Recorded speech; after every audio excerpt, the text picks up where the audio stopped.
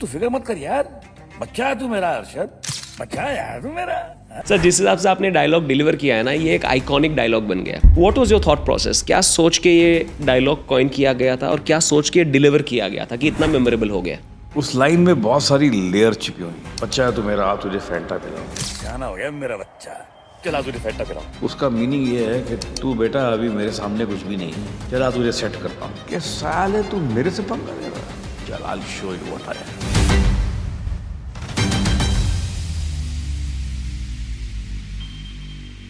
Sir वो जो iconic gesture है आपका, वो बड़ा ही आइकॉनिक जेस्चर हो गया और वो स्क्रिप्ट में नहीं था, मैंने ऐसा सुना है। वो आपका कंट्रीब्यूशन, आपका इम्प्रोवाइजेशन है। तो क्या सोच के जेस्चर डाला सर? जैसे स्लैंग वर्ड्स होते हैं ना, ऐसे स्लैंग जेस्चर भी होते हैं। तो ये एक जेस्चर है जिसका मतलब है signed, sealed and delivered. Sir आपको फिल्म का क्लाइमैक्स पता था पहले से कि रियल धुरंधर आप ही है? सर रणवीर सिंह की बात करते हैं, ये फिल्म में उन्होंने जो किरदार निभाया है,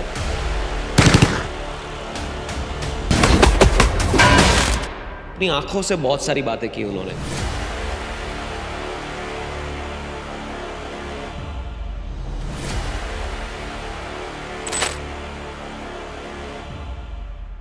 वेरी इन्वॉल्व्ड एक्टर, इवॉल्व्ड भी और इन्वॉल्व्ड भी।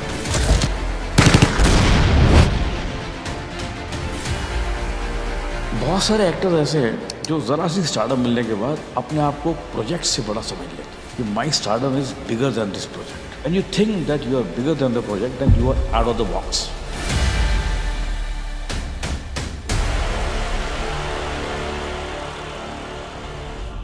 सर मस्तियां होती थी धुरंधर के सेट पे? मैं तो बहुत करता था। कुछ एक आध वाकया बताइए जो अभी तक डिस्कस कहीं पे नहीं हुआ हो। नहीं, वो बातें ऐसी मैं बता नहीं सकता।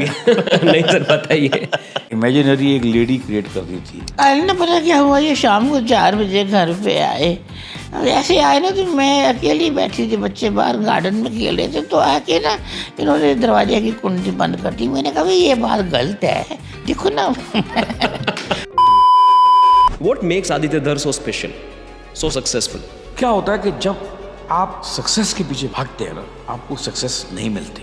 He is a man who is very very very strong in his convictions. मतलब अगर उसने सोच लिया है कि इस शॉट में राकेश बेदी यहाँ खड़ा होगा और रणवीर सिंह सबसे पीछे लाइन में ऐसे हाथ यहाँ करके खड़ा होगा, मतलब ही इज द फोर्थ चमचा ऑफ द डॉन, तो आप उसको चेंज नहीं कर सकते। सर कभी कॉन्फ्लिक्ट हुआ है आदित्य धर के साथ? कभी कोई ऐसी सिचुएशन आई जहाँ पे he feels something else and you very strongly feel कि मुझे यही करना है? अब देखिए उसमें 3-4 जगह ऐसा हुआ।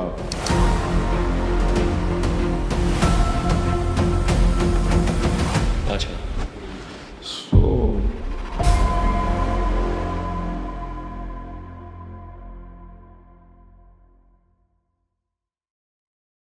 So welcome to the Jay Thadeshwar show.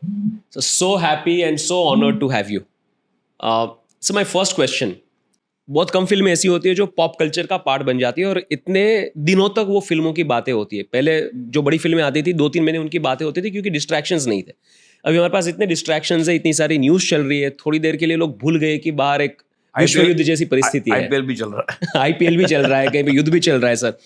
So how does it feel, sir, after having been part of such a successful project? How does it feel? Normal. I mean, nothing except the fact that I'm part of a very successful film, very big film, a very big hit. I'm being a part of it, and I'm honored to be a part of it. But I think it's normal. That's what we are doing, Sir, anticipate किया था इतनी बड़ी film हो जाएगी?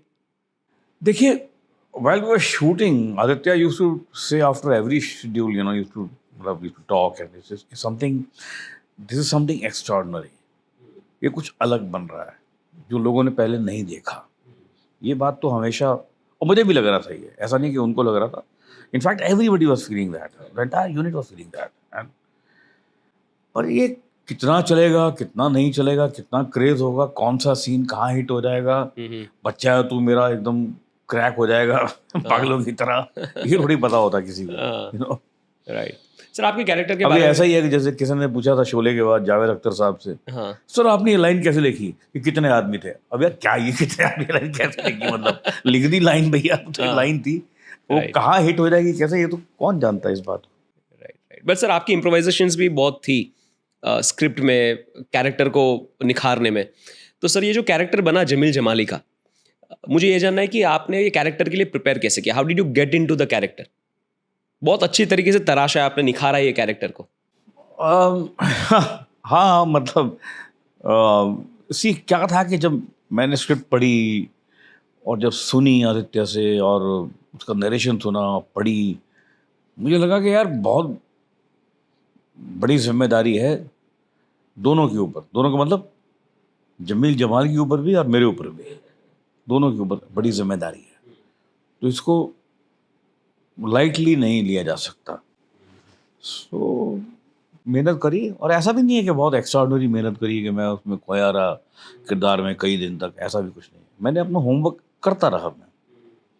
जैसे हम place वगैरह करते हैं, सपोज मैं एक प्ले कर रहा हूँ आपके साथ, तो मैं जब प्ले कर रहा हूँ तो जब मेरा प्ले जब चल रहा होता है, जब रिहर्सल चल रही होती है, तो मैं किससे भी बात करूँ कहीं पर वो बैक ऑफ द माइंड मेरे कहीं ना कहीं वो रोल हो रहा है, राइट यू नो, राइट। उसका कोई कंटेंट कुछ ना कोई रोल हो रहा है। तो इसका भी ऐसा ही था, ऐसा नहीं कि मैं उसके साथ जी रहा हूँ 24 घंटे, लेकिन वो मेरे बैक ऑफ द माइंड में हमेशा चल रहा है कि यार ये आदमी देखो, ये पॉलिटिशियन ऐसे उठा, ओके जमील जमाली भी ऐसे उठ सकता है ना, ये ऐसे कर रहा है, तो ये तो इस तरह से करके हल्का हल्का एक ऑब्जर्वेशन का एक इनटेक जिसको बोलते हैं एक्टर का जो होमवर्क होता है, राइट, वो कॉन्स्टेंटली रहा।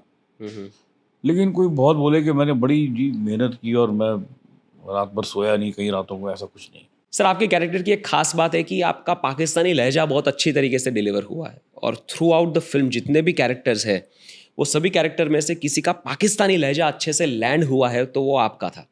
तो कैसे आपने प्रिपेयर किया, ये लहजा लाए कैसे अपनी लैंग्वेज में? इसी जैसे एक तो न्यूआंस उनका ये होता है कि जो मैंने कोशिश की कई जगह यूज़ करने की, कई जगह हुआ कई जगह नहीं भी हुआ, मतलब तो कैसे हैं, हाँ आए हैं बैठे हैं, नो आप कैसे हैं, तो उनका हैं जो है ना उसमें पावर नहीं होती। अच्छा, वो कैसे हैं के साथ निकल जाता है, ऐं के मतलब वो बह जाता है पहले वर्ड के साथ, है नो, क्या कर रहे हैं तो हमारे यहाँ क्या कर रहे हैं भाई, है ना, क्या कर रहे हो, राइट। तो हमारा हो है पावर में वजन होता है थोड़ा, वजन होता है थोड़ा सा, उनका थोड़ा सा स्लाइड हो जाता है उसके पिछले वर्ड के साथ, है नो, राइट। हाँ भाई वो लोग बैठे हैं, है ना, तो बैठे हैं नहीं बोलेंगे वो लोग जो हम बोलते हैं। तो ऐसे छोटे छोटे छोटे छोटे चीज़ें हैं। एक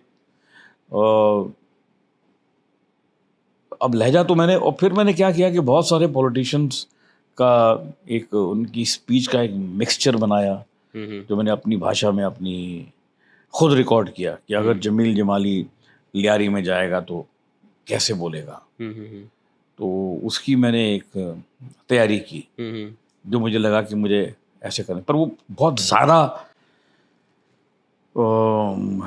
फोकस था उसका मेरी तैयारी का on the speech, the kind of speech, right, which when I narrated to Aditya he said sir please इतना मत कीजिए वरना छोटे न्यूएंसेस से आपका ध्यान उठ जाएगा। फिर सारा क्या होता है एक्टर को ना कि जैसे मैं ऐसा समझता हूँ कि मैं कोई भी सीन जब करता हूँ, प्ले जब भी करता हूँ, परफॉर्म करता हूँ, प्ले में मसाज करता हूँ, सोलो करता हूँ 2 घंटे का, तो उसमें अल्टीमेटली ऐसा होना चाहिए कि एफर्ट लगे ना कि आपने बटन दबाया और प्रिंट आउट निकलना शुरू हो गया, राइट। तो तैयारी ऐसी होनी चाहिए कि उसमें एफर्ट कहीं दिखाई ना दे। अगर तैयारी में एफर्ट दिखाई दे रहा है तो फिर वो तैयारी जो है वो थोड़ी फीकी हो जाती है। तो मुझे ऐसा लगता है कि हमेशा हम प्ले भी करते हैं ऐसे करते हैं कि भाई लाइनें मेरे अंदर इतनी इम्बाइब हो जाएं। You go by the script sir largely, जो लिखा है वही आप वहाँ पे जाके परफॉर्म करते हैं कि समटाइम्स मेरी एक बहुत बुरी आदत है और अच्छी भी है।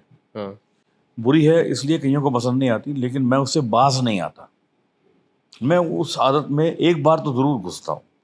वो ये है कि अगर मैं कोई कुछ कर रहा हूँ, किसी के साथ काम कर रहा हूँ और मुझे लग रहा है कि नहीं यार ये ऐसे होना चाहिए, मुझे लग रहा है कि ये लाइन ऐसे बोली जानी चाहिए या कुछ भी है, वट एवर इट इज, तो मैं डायरेक्टर को एक बार सामने से जाके बोलता हूँ कि सर इसको ऐसा कर लें। वो बोलते नहीं नहीं राकेश जी इसको ऐसे, और अच्छा इसको नहीं माना, ये कोई बात नहीं। तो मैं थोड़ी देर में एक आध फिर लेफ्ट साइड से जाके बोलता हूँ कि यार एक बार देख लो सर ऐसा कर लें। वो नहीं माना तो फिर राइट साइड से जाके बोलता हूँ, 3 बार ज़रूर बोलता हूँ। मेरी ये नेचर है, क्योंकि मुझे लगता है कि हो सकता है उसके बाद उसको, उसके दिमाग में बहुत सारा प्रेशर है, तो उसको मेरी बात समझ नहीं आ रही है कि मैं क्या कहना चाह रहा हूँ, यू नो, या वो अपने थॉट में कहीं स्टक अप है। लेकिन जब वो नहीं मानता 3 बार के बाद, तो मैं उससे फिर आर्ग्यूमेंट करना बंद कर देता हूँ। Okay, but you at least try, जो आप फील करते मैं हो stand हमेशा your ground. कोशिश करता हूँ। राइट। मैंने आदित्य के साथ भी किया।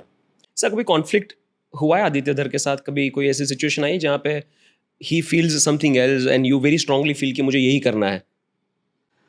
अब देखिए उसमें 3-4 जगह ऐसा हुआ, लेकिन वो बड़े स्वीट से कॉन्फ्लिक्ट हैं। वो कॉन्फ्लिक्ट कोई आर्ग्यूमेंट वाले नहीं है, वो क्रिएटिव कॉन्फ्लिक्ट नहीं होता, जैसे वो इस तरह के हैं। जैसे एक वो सीन है जिसमें मैं नंगे पाँव आता हूँ, शुरू में बच्चा मर गया उसका, रहमान डकैत का, तो मैंने उसको बहुत लाउडली किया for 2 reasons. One reason is that when he is entering, he is at a large distance from Rahman Dakat. So unless he shouts, his voice is not going to reach there. That is number 1. He can walk from there to here and then उसको गले मिल के आराम से बोल सकता है, यार बड़ा दुख हुआ तेरा बेटा मर गया। करेक्ट, होना तो यही चाहिए, और नेचुरल यही होता है। कोई किसी की डेथ पे जाता है तो जोर से तो नहीं चिल्लाता है। तो लेकिन मैंने किया। सी आदित्य की एक बड़ी अच्छी क्वालिटी है। सी बहुत सारे डायरेक्टर्स ना अपनी ईगो में रहते हैं कि नहीं मैंने ये बोल दिया अभी ऐसे ही होगा, ऐसा। He is not like that. So I did, he said कि लाउड मत करो। मैंने नहीं किया लाउड, 2-3 बार मैंने बोला, he didn't agree to me. I said okay. तो मैंने बहुत माइल्डली किया। एंट्री जो सीन है, अरे मेरा बच्चा मर गया। When he saw it, he came running to me. Sir आप जो पहले कर रहे थे वही करो।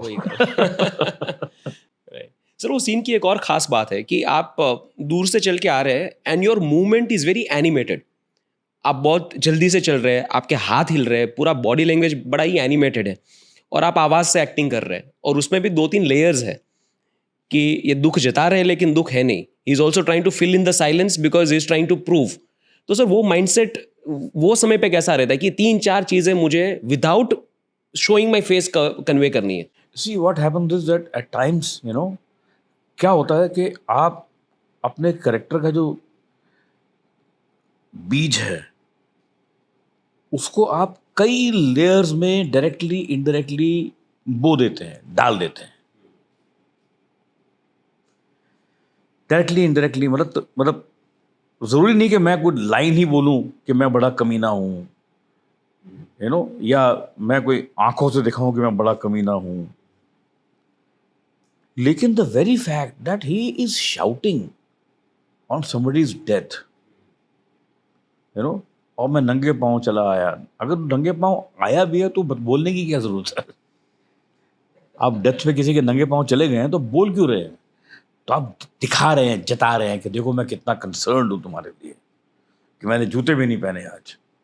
सर ये लिखा हुआ था, ये लिखा हुआ। So the point is that he has you know seed डाल दिया कि ये आदमी झूठा है, यू नो, और चिल्लाने से भी पता चल रहा है कि ये आदमी झूठा है। और फिर वो कंधे पे जाके जब उससे बात कर रहा है तो उसकी आंखों में जो बातों में लग रहा है कि ये he is not meaning what he is saying. फिर चलते चलते वो बोल रहा है तेरे नूनू में सुसु पानी भर जाए। पानी सर वो सारे के सारे डायलॉग्स एक रील वायरल हुई है सर, जिसमें आपके जो सारे आइकॉनिक डायलॉग्स है फिल्म के, वैसे तो सारे ही डायलॉग्स आपने डिलीवर ऐसे किए हैं कि वो आइकॉनिक बन जाए, बट वो एक रील बड़ी वायरल हुई। जी मैंने देखा। हाँ, तो सर जब इतनी वायरलिटी मिलती है, और अभी तो ऐसा समय है कि आप कुछ भी बोलेंगे लोगों को सुनना होगा, लोगों को इंटरेस्ट होगा कि हमें सुनना है कि वो क्या सोच रहे थे, कैसे ये कैरेक्टर बनाया। Sir how does it feel in the age of social media कि आप यूज करते हैं regularly? Do you are you active on Insta? 5-6 साल पहले मेरे बच्चों ने बोल के dad please come on social media, please come on social media. तो मैंने एक एक्टिविटी शुरू की, हाय चाय विद राकेश पेदी। उसमें मैं मतलब एक टर्म होती है आजकल के हालात पे तबसरा, you know, that means a kind of a reaction on today's happenings. ऐसे करके मैं अपने दिल की बात उसमें बोलता हूँ with a slight dose of humour also. तो वो काफ़ी लोगों में प्रचलित हो गया और मुझे लगा नहीं यार ये अच्छी एक्सरसाइज है, ये करते रहने चाहिए। तो रोज़ नहीं करता और मैं कोई कंपल्शन में नहीं है कि मेरे को आज डालना ही डालना है, अरे मैंने डाला नहीं आज कुछ, मेरा कुछ नहीं है ऐसा। और आप बिलीव नहीं करेंगे, मैंने आज तक कभी एक बार भी चेक नहीं किया कि मुझे लाइक मिले कि नहीं मिले, या कितने मिले, या मेरे कितने फॉलोअर हैं या कुछ हैं, या कितने मिलियन तक पहुंचा। मैंने एक बार भी चेक नहीं किया, मैं उसमें इंटरेस्टेड ही नहीं हूँ। मेरा ये है कि हाँ मेरे दिल की बात है, मैं बोल रहा हूँ, आपको पसंद है तो सुनिए, नहीं पसंद तो मत सुनिए। सर एक बार बोल दीजिए बच्चा है तू मेरा। बच्चा है तू मेरा। मेरे लिए बहुत बहुत बड़ी बात है सर वो। और दूसरा कि वो गजल एक बार सुनाइए, फिर हम आगे जाते हैं, वो डायलॉग के बारे में और बातें करते हैं। मैंने एक्चुअली गजल में मैं ठीक मेरी लिखी हुई, पर मैंने ये शेर अभी डाला उसमें। तो यह है कि शोर नदी का नहीं आबशार का है, यहाँ से जो भी सफ़र है उतार का है। अगर कोई तुमसे ये कहे ए बच्चा है तू मेरा, उससे बच के रहो, वो आदमी बेकार का है।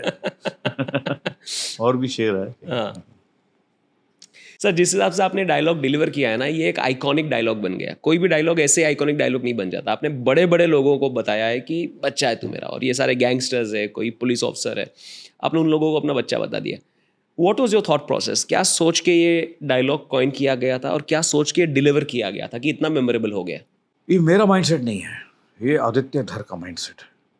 That man is a genius of a different kind. देखिए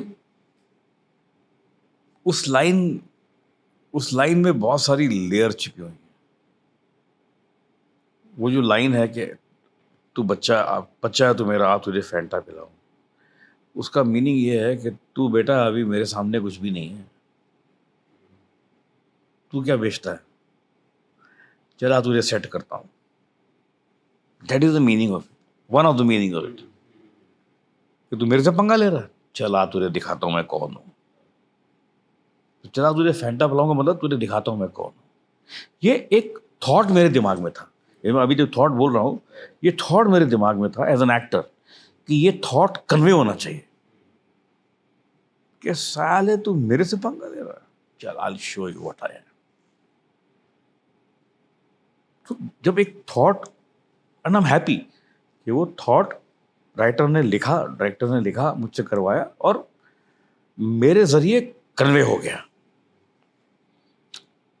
तो ऐसे ही इतना बड़ा नहीं बना वो, क्योंकि उसके पीछे की जो लेयर्स हैं वो वर्क कर रही हैं, वो लाइन वर्क नहीं कर रही है।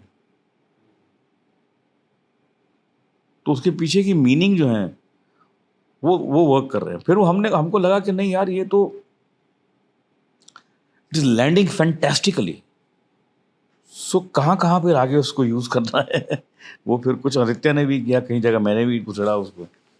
लेकिन सर पूरे फिल्म में आप किसी से भी बात कर रहे हो ना, ऐसा लग रहा था कि this character, this guy always has an upper hand. वो दूसरों से एक कदम आगे है, चाहे वो चौधरी असलम हो, रहमान डकैत हो, उज़ैर बलोच हो, या इवन सिर्फ हमजा लग रहा था कि वो आपसे आगे, because you know you were already. बाद में वो भी नहीं है। हाँ, और बाद में वो भी नहीं रहा सर।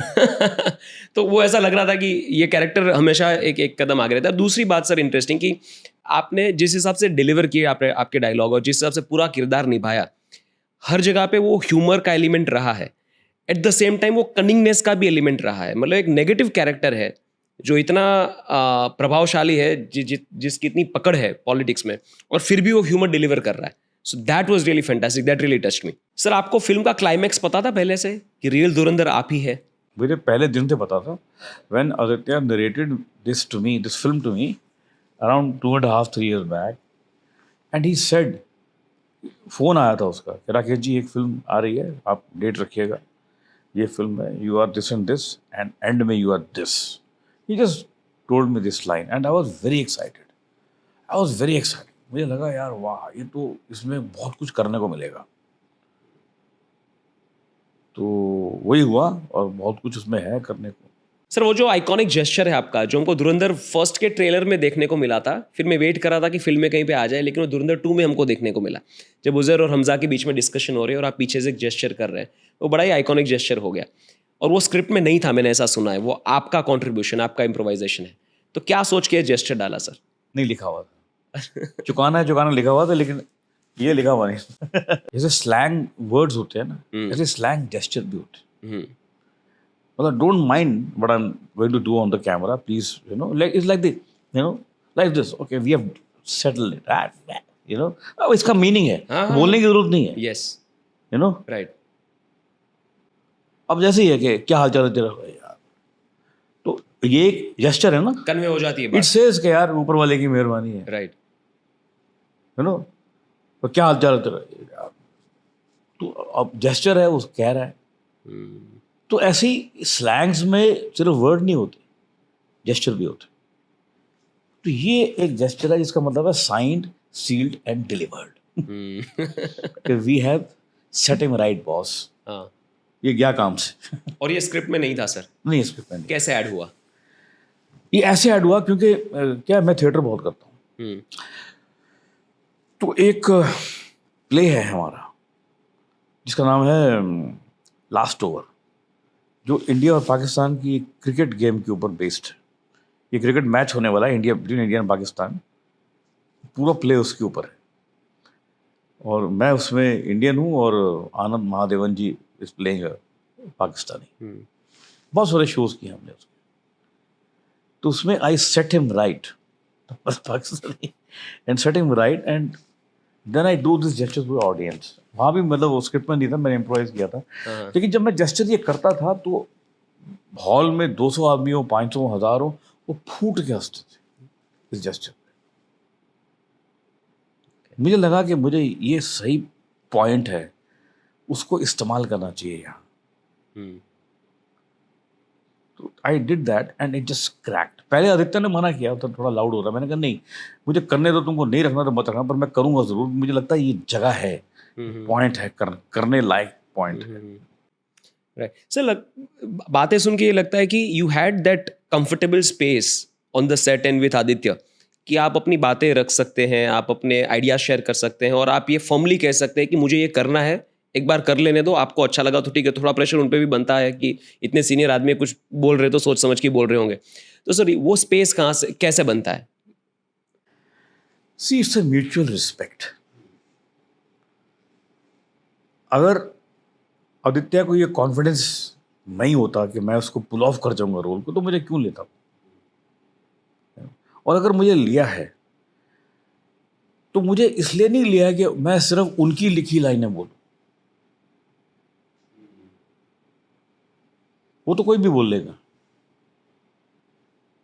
और मैं अपनी बात नहीं कर रहा हूं, मैं एक प्रॉपर कास्टिंग की बात कर रहा हूं। आप एक प्रॉपर कास्टिंग क्या होती है कि यार इस रोल में ये आदमी मुझे वो डिलीवर करेगा जो मैंने नहीं सोचा। जो मैंने सोचा वो तो करेगा ही करेगा, लेकिन what else can he bring on the table? That's why you need a good actor, that's why you need a good cameraman, that's why you need a good art director, that's why you need कि यार मेरे को यहाँ पर पर्दा चाहिए, लेकिन इस मूड में मुझे किस कलर का पर्दा चाहिए, या किस कप फैब्रिक का चाहिए, या उसकी शेडो कहाँ पड़ रही है। तो अगर डायरेक्टर ने इतना ही सोच लेगा तो then why should he hire people? He is hiring people of his choice who can give him more than he has put on the paper. Sir ऐसी कौन सी चीज़ें हैं पूरी फिल्म में जो आपने इम्प्रोवाइज की? सिर्फ लाइन ही इम्प्रोवाइज नहीं होती है। हाँ, कई दफ़ा जेस्चर ये इम्प्रोवाइज है, कोई लुक इम्प्रोवाइज है, कोई यहाँ से कनिंग देख रहा है इम्प्रोवाइज है। अब जैसे एक छोटी सी चीज़ हो कि आपने पूछा तो मुझे याद आ गया। एक और मुझे इस बारे में मुझे किसी ने पूछा, मुझे बड़ा अच्छा लगा। एक डायरेक्टर था, उसका फोन आया, एक डायरेक्टर का फ़ोन आया। उसने कहा सर ये लाइन आपकी थी 100%, ये किसी और की हो ही नहीं सकती। और वो डायरेक्टर है, मैं अभी नाम अपना, आई जस्ट टेल यू, राज शांडिल्या। उनका मुझे फ़ोन आया, बोले राकेश जी ये बताइए कि जो वो पार्टी सीन चल रहा होता है जहाँ पर वो पिंडे का मर्डर होता है, वहाँ पर संजय दत्त आते हैं पार्टी में और आप उसके पास भागे भागे जाते हैं और बोलते हैं कि आ गया मेरा शेर पुत्र, शॉल पहनी है, ठंड लग रही है क्या मेरे बच्चे को? हाँ, ठंड लग रही है मेरे बच्चे को? ये लाइन स्क्रिप्ट में थी क्या? मैंने कहा नहीं, स्क्रिप्ट में नहीं थी, ये मैंने डबिंग में डाली। और डबिंग में तो आदित्य जनरली मेरी डबिंग में आते थे, मतलब हमेशा आए, लेकिन उस दिन नहीं आए। तो वो जो असिस्टेंट था उसने कहा सर यहाँ पर एक कुछ चाहिए हमको, आप जा रहे हैं मिलने, क्या क्या बोलेंगे आप कैसे वेलकम करेंगे?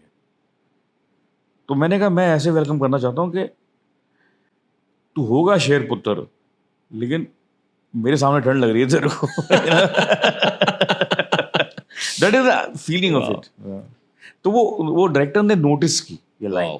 Hats off to that director sir. हाँ, hats off to Raj Chandeliya, he notice that, he said that.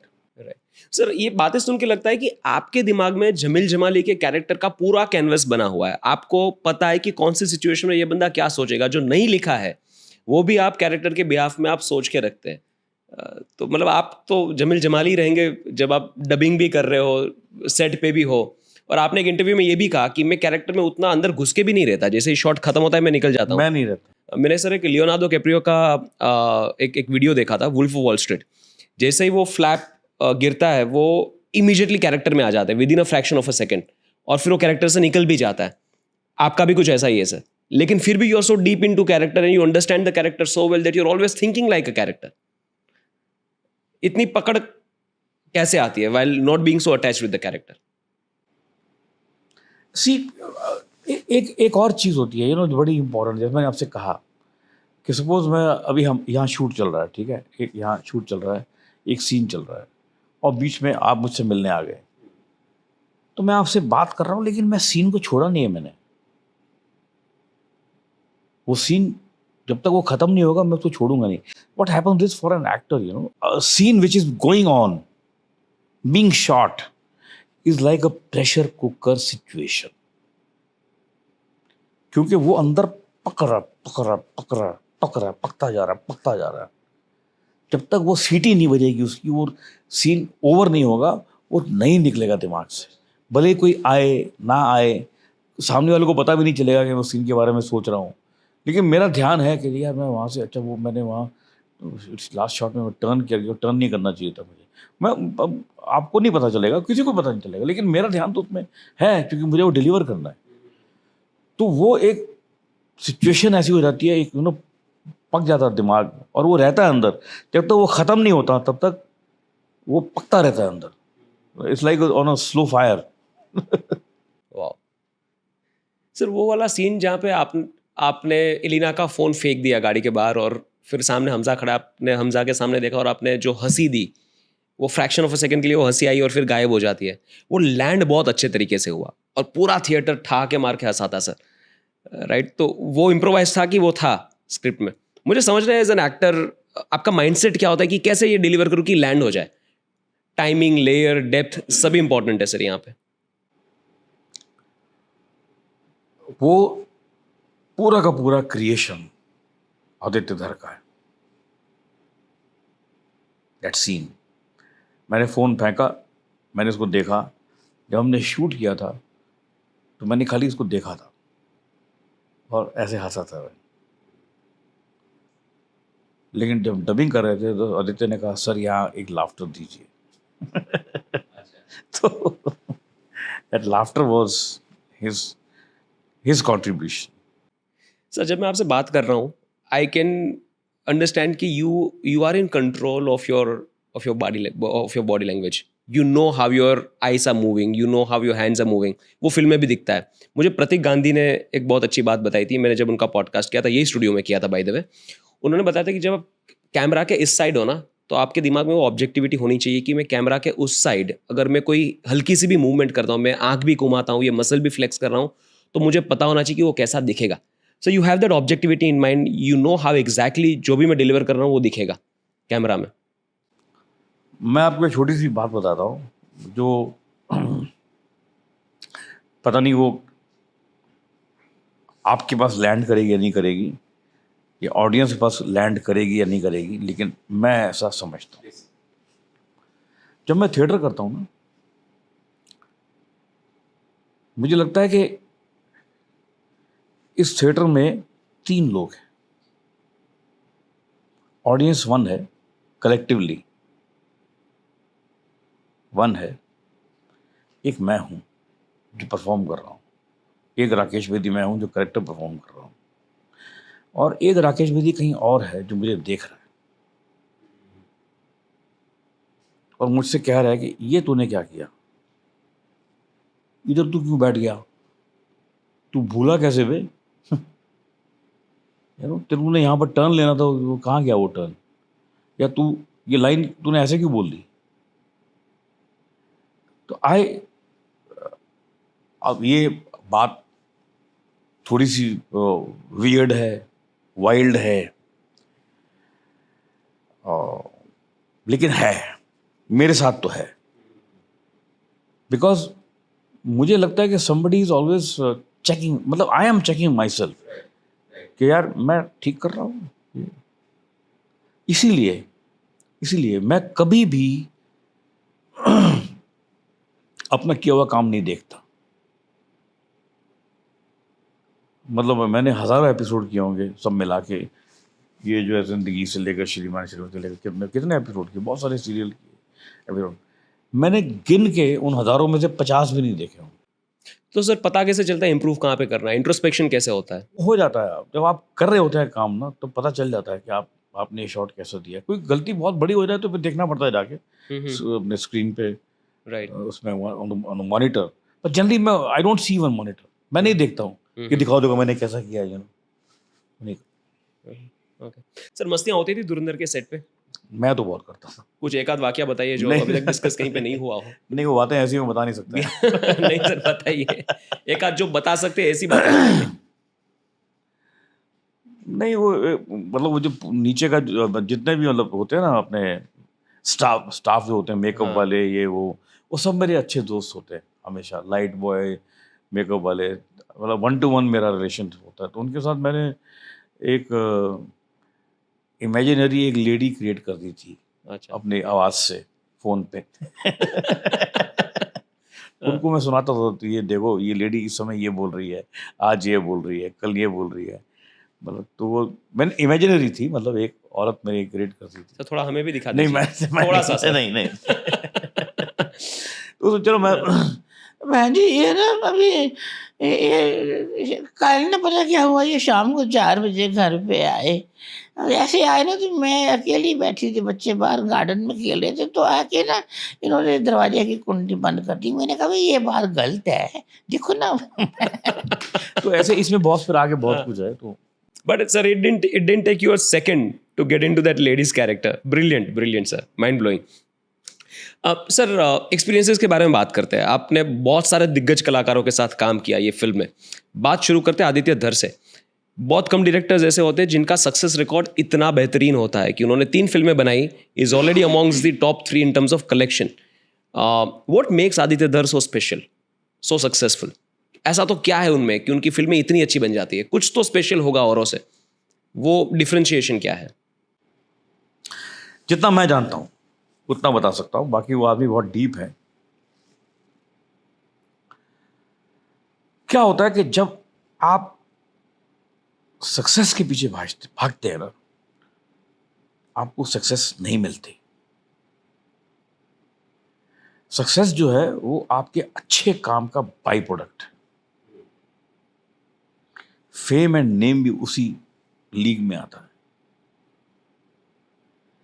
आप सिर्फ फोकस अपने काम पे कर रहे हैं और आप इसमें बिल्कुल इंटरेस्टेड ही नहीं है कि ये कितना कमाएगी, कितनी चलेगी, इसमें मैं ये डाल दूं। मेरे कन्विक्शन है कि मुझे इसमें कोई कैमरे नहीं डालना है भैया। आने दो जितना मर्जी प्रेशर, जिसका मर्जी आने दो, मैं नहीं डालूंगा। मेरी कहानी में सूट नहीं करता है। So what happens is when you start going down to the pressures of you can say economic pressures of filmmaking, when you start going down and you start compromising compromising में क्या होता है, compromising की बहुत बड़ी problem है। Compromise अगर आप एक बार कर दो ना तो वो रुकती नहीं है फिर। ऐसा ही है कि अगर आप एक बार रिश्वत लेना शुरू कर दो ना फिर आप रुकते नहीं हैं, फिर आप वो कॉम्प्रोमाइज करते ही चले जाते हैं एंड तक। तो he is a man who is very very very strong in his convictions.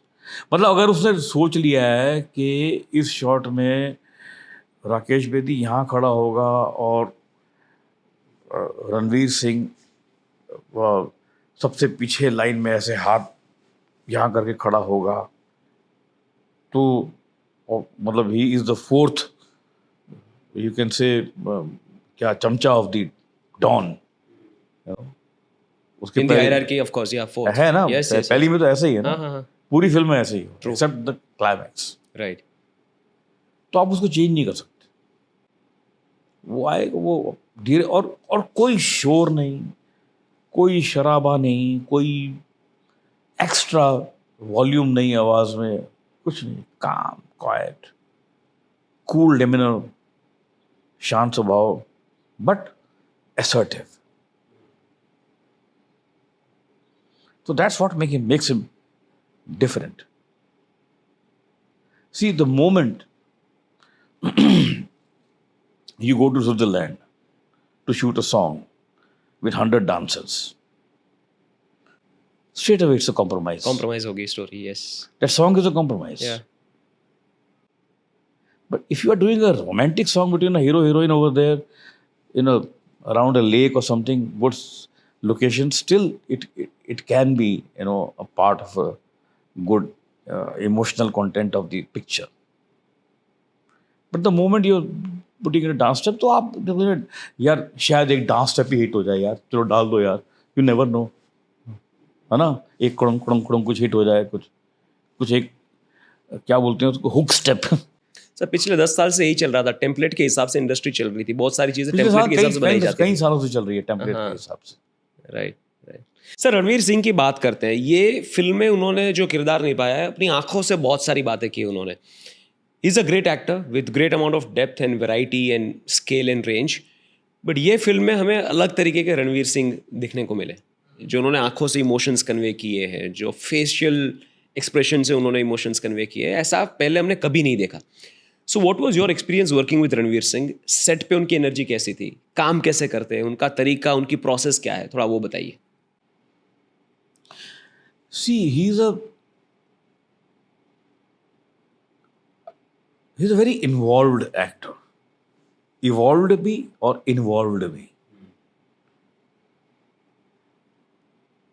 Evolved इसलिए क्योंकि उन्होंने बहुत सारा अच्छा काम किया पिछले 7-8 सालों में, बहुत कमाल का काम किया। मतलब कुछ उनकी परफॉर्मेंसेस तो मैं मतलब I can swear by them, it's so good. अब बाजीराव वगैरह देखो यार, मैडनेस परफॉर्मेंस में, ऐसी जो 3-4 पिक्चरें हैं उनकी, वो सब में बहुत गजब है। He gets into the the soul of the character. तो इवॉल्व होते गए वो काम, अच्छा काम करते करते करते इवॉल्व होते गए। सी एक्टिंग, कोई भी क्रिएटिव आर्ट हो, मैं ये नहीं कह रहा सिर्फ एक्टिंग, हमको सिर्फ एक्टिंग दिखती है, लेकिन फोटोग्राफी में भी बहुत सारा इवॉल्वमेंट हो रहा है जो हमको नजर नहीं आता, उसका इफेक्ट हम देखते हैं। इसमें जो सेट लगे हैं, माय गॉड, कोई बोल सकता है कि पाकिस्तान नहीं है? पाकिस्तान वाले बोल रहे हैं कि साहब ये लोग आए थे लियारी में, रात को आते थे, शूटिंग करके चले जाते थे, हमको पता नहीं चला। They are saying that shows that how close we are to reality. That speaks a lot about the volumes about the person who has made the set. He's Sani, his name is Sani, and he is my junior from FTII. अच्छा, हाँ, तो इस तरह से involvement हर चीज में हो रही है, सिर्फ एक्टिंग में नहीं हो रही है। और जब तक आप इवॉल्व्ड एंड इन्वॉल्व्ड नहीं रहेंगे प्रोजेक्ट के अंदर, आपका काम नजर नहीं आएगा। और इन्वॉल्व का मतलब ये नहीं है कि आप 24 घंटे उसी के अंदर घुसे हुए हैं। देखिए, फिल्म मेकिंग बड़ी अजीब सी चीज है कि आप जो जो पहला सीन कर रहे हैं, जो पहला शॉट ले रहे हैं, हो सकता है वो शॉट पहला है लेकिन वो आएगा एंड में, यू नो, सीन के एंड में आए। नॉन लीनियर शूट होता है। तो लीनियर शूट तो उस तरह से नहीं होता ना हमारा, भाई अब ये आपकी डेथ जो है इस घर में है लेकिन इसकी एंट्री स्विट्जरलैंड में है, वो 2 महीने के बाद है। तो आपको वो सारा रखना पड़ता है ना, उसकी जो ग्राफ है एक्टर को रखना पड़ता है, तो you have to be involve to great extent. And फिर दूसरी बात यह है कि आज की डेट में the way cinema is and the way कि एक फिल्म जो है वो उससे हीरो की मार्केट अप एंड डाउन हो जाती है, इक्विटी जो है वो डिस्टर्ब हो जाती है एक हिट या फ्लॉप से। और एक टाइम पे हीरो एक ही फिल्म करता है, ऐसा तो है नहीं कि आप 6 फिल्में कर रहे हैं। अब 2.5 साल से रणवीर सिंह के बाल बड़े हुए हैं, दाढ़ी बड़ी है, he have not seen any other film, he have not been seen, तो he has to give his best to this film, he have no choice. True true. Sir आप थिएटर्स भी करते हैं बहुत और स्क्रीन एक्टिंग भी आप इतनी अच्छी करते हैं, तो डिफरेंस क्या होता है थिएटर्स में? मुझे ऐसा लगता है कि बिकॉज वहाँ पे आपको ऑडियंस को लाइव परफॉर्मेंस देनी है, तो थोड़ा एनिमेटेड बॉडी लैंग्वेज होता होगा, थोड़ा लाउड एक्टिंग होती होगी, और स्क्रीन एक्टिंग में छोटी छोटी बातें भी लाउड होकर दिख जाती हैं, तो डिफरेंस क्या है and how do you cope up with both the formats? I don't know. I've been coping up. You know, I can proudly say that I am one of the very few film actors. I have graduated from a film school, but still I have never left theatre ever. Ever means ever. Last 48 years, I have always been on stage every month, at least once, sometimes 3, 4, 5, 6, 7, 8 times also. Except the 2 years of COVID, I have never been, never been a time when I have not been on stage. तो उससे क्या होता है कि आपके reflexes, आपके nuances sharpen होते रहते हैं, आपकी विट शार्पन होती है, आपके रिएक्शन शार्पन होते हैं। और छोटा सा एग्जाम्पल आपको बताता हूँ, एक गाड़ी है, ठीक है, उसकी स्पीड है 0 to 300, ठीक है, और एक गाड़ी है जिसकी स्पीड है 0 to 20, करेक्ट है ना? तो जिस गाड़ी की स्पीड में 0 to 300 की क्षमता है, वो 300 तक भी जाएगी और बड़े आराम से 20 पे भी चल सकती है। लेकिन जिस गाड़ी में क्षमता ही नहीं है 20 के ऊपर जाने की, तो वो कैसे चलेगी? तो आपका एनर्जी लेवल जो है 0 to 300 भी जा सकता है अगर आप चाहो तो। वो एनर्जी लेवल आपको थिएटर देता है कि मैं चाहूं तो मैं वहां भी जा सकता हूं, और इससे मैं मुझे इतनी की रिक्वायरमेंट है, मैं इतना ही करूंगा। Very well explain sir. तो अगर आप में अभी ये इंजन जो है उसमें वो पावर ही नहीं उतने चलने की, तो कैसे चलेगा वो? तो फिर आपकी जो भी परफॉर्मेंस होगी, अगर आप नहीं एनर्जाइज होते हैं, तो वो 0 to 20 के लेवल पे ही चलती रहेगी सारी उम्र। आप ऑलमोस्ट एक जैसे ही दिखेंगे। लेकिन मैं जो आदमी थिएटर करता है, वो कभी 50 पे खेल रहा है, कभी 70 पे खेल रहा है, कभी 150 पे खेल रहा है। Right. नहीं, मैं ऐसा मानता हूँ। I may be wrong, but that's the way I feel. That's the power theatre gives you. True. Sir आप 24 कैरेक्टर्स करते हैं, मसाज जो आपका कई दफा play ऐसी है। फीलिंग होती है, ये सामने 1000 आदमी बैठा, आप पकड़ के मैंने अपनी जेब में डाला है इनको, जहाँ लेके जाऊंगा वहां जाएंगे मेरे साथ। मैं हंसूंगा तो हंसेंगे, मैं रुलाऊंगा तो रोएंगे। It's like a magic. You go on stage with that energy कि मैं कंट्रोल करूंगा Yes. इनके माइंड्स को थोड़ी देर के लिए। 100%. Every time I go with that feeling, yeah, why not? I go. कभी कभी नहीं भी होता, कभी कोई सेट ऑफ ऑडियंस होती है जो आपसे रिलेट ही नहीं कर रही है। ऐसा होता है, पर बहुत कम होता है ऐसा। ऐसे शोज भी होते हैं। Right. Sir, as an actor, to improve yourself, apart from theaters and rehearsals that you do for your screen acting, what else do you do when you're not working? To improve yourself as an actor ऐसी क्या चीज़ें हैं जो आप regularly करते हैं? I observe a lot. I read quite a bit. So what happens is when you read a lot, a lot of things go into your system. And there's not a single day when I have not read the newspaper. Not a single day. मैं newspaper के बगैर मेरा काम नहीं चलता है. तो मुझे ऑलमोस्ट सभी खबरें जाननी है, समझनी है. और उसके अलावा भी कई चीज़ें मेरा इंटरेस्ट चलता रहता है. कभी कोई किसी राइटर का पढ़ रहा होता हूँ, कभी कोई अभी I was reading a book short stories by the writers of Pakistan. उसमें खाली पाकिस्तानी राइटर्स की शॉर्ट स्टोरीज थी, but it was edited by an Indian, the book. So I read many stories just to take a feel of it while I was doing Dhurandhar. Just to get ऐसा नहीं कि उसमें कुछ उसका relation था, पर कभी कभी क्या होता है कोई चीज़ आ जाती है, एक लाइन ही आ जाती है, कि बेटी ने बाप से कहा ये लाइन कही, अरे यार ये लाइन तो बड़ी अच्छी है, चलो इसको रखते हैं. राइट, वो संभाल के रखते, फिर रेफरेंस पॉइंट की तरह से आप यूज़ करते हैं बाद में. सर सबसे डिफिकल्ट पार्ट क्या था पूरी धुरंधर दोनों फिल्मों में? सबसे डिफिकल्ट पार्ट आपके लिए क्या था प्ले करना? My first day of shoot. हाँ, वो जो सीन है व्हेन आई से कि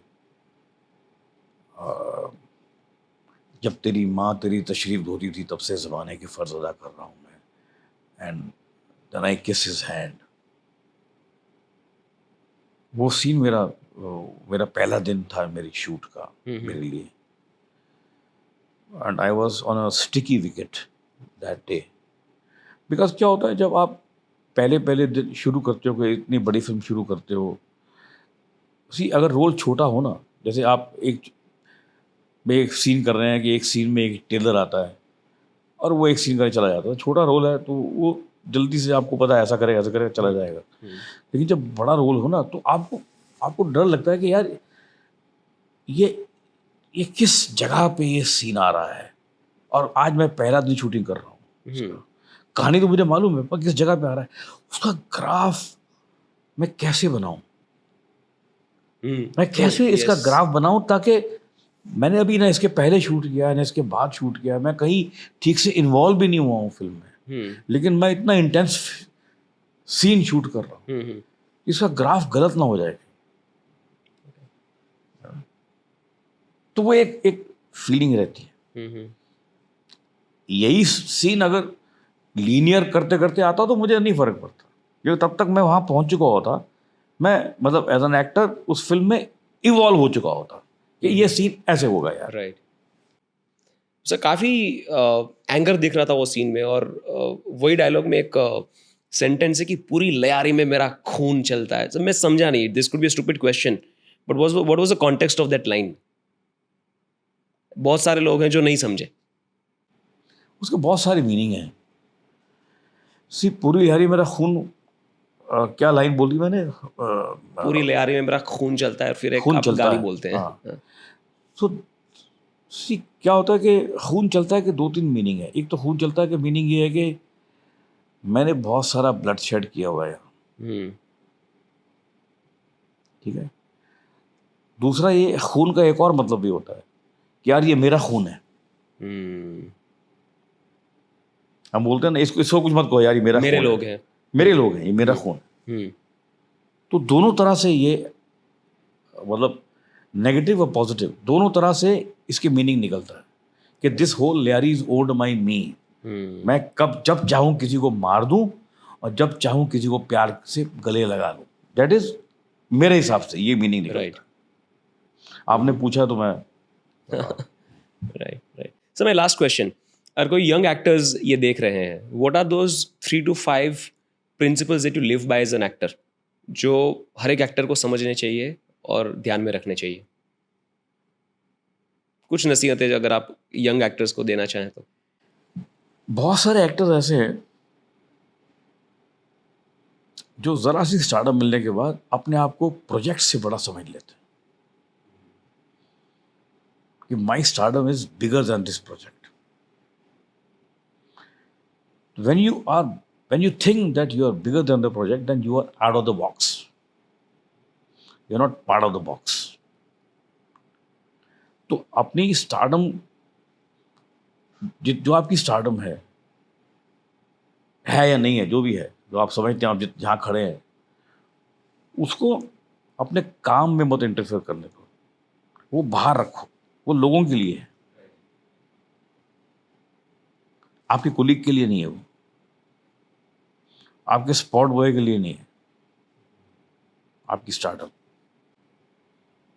सर किसी बड़े एक्टर ने कहा था कि मैं स्टार सेट के बाहर हूँ, जब मैं सेट पे हूँ मैं एक्टर हूँ। एग्जैक्टली वही मैं कह रहा हूँ आपसे। वहाँ पर जो आपके लड़का जो आपके कपड़े पहना रहा है वो भी आपका कोलीग है, उसके लिए भी आपको स्टार नहीं होना चाहिए। आप स्टार एक लोग आपको प्यार कर रहे हैं तो वो बाहर है, वो इसका रिजल्ट है, ये काम का रिजल्ट है वो। Right. What else sir? This is one of them. दूसरा, ऑब्जर्वेशन बहुत करते रहना चाहिए 24 घंटे, और दिमाग आंखें खुला रखना चाहिए। और मैं क्या कहूँ रियाज करना चाहिए, और रियाज थिएटर से होता है। रियाज तो ये तो है नहीं कि थिएटर से एक चीज़ सीखने को मिलती है कि एक शेर है, जैसे आपने शुरू में एक बात कही थी कि बड़ी आसानी से हो जाता है ये, है ना, आपने लगा कि बड़ी जैसे आप इस करेक्टर में घुसे हुए हैं, बड़ी एफर्टलेस लगा। हाँ। एफर्टलेस लगा। राइट। तो वो तो आपको विराट कोहली का छक्का भी लगता है एफर्टलेस। उसको लेग पे जब बॉल आती है और जिस जगह पे बैट टच कर रहा है बॉल को, वो 150 किलोमीटर की स्पीड पे बॉल आ रही है, वो उसी जगह पे बैट को बॉल टच कर रहा है कि वो छक्के के लिए जा रही है। देखने में कितना लगता है effortless? Do you think it is effortless? It is not, absolutely not. तो एक शेर है बड़ा अच्छा, रियाजत रियाज को बोलते हैं, कोई ये नहीं देखता कि किसकी है रियाजत कितनी, कोई ये नहीं देखता कि किसकी है रियाजत कितनी, लोग आसानी को आसान समझ लेते हैं। है ना? तो जो चीज़ आसानी से हो रही है आपको लगता है तो बड़ी आसान है। बड़ी आसान। Very well said, sir. Sir, thank you so much. It's been a wonderful conversation. Thank you so much for being so candid, so open, and share your experiences. I personally have learned a lot. I'm sure audience भी बहुत कुछ सीखी होगी ये conversation से. Lovely. Enjoyed every moment of it. Thank you. Thank you ji.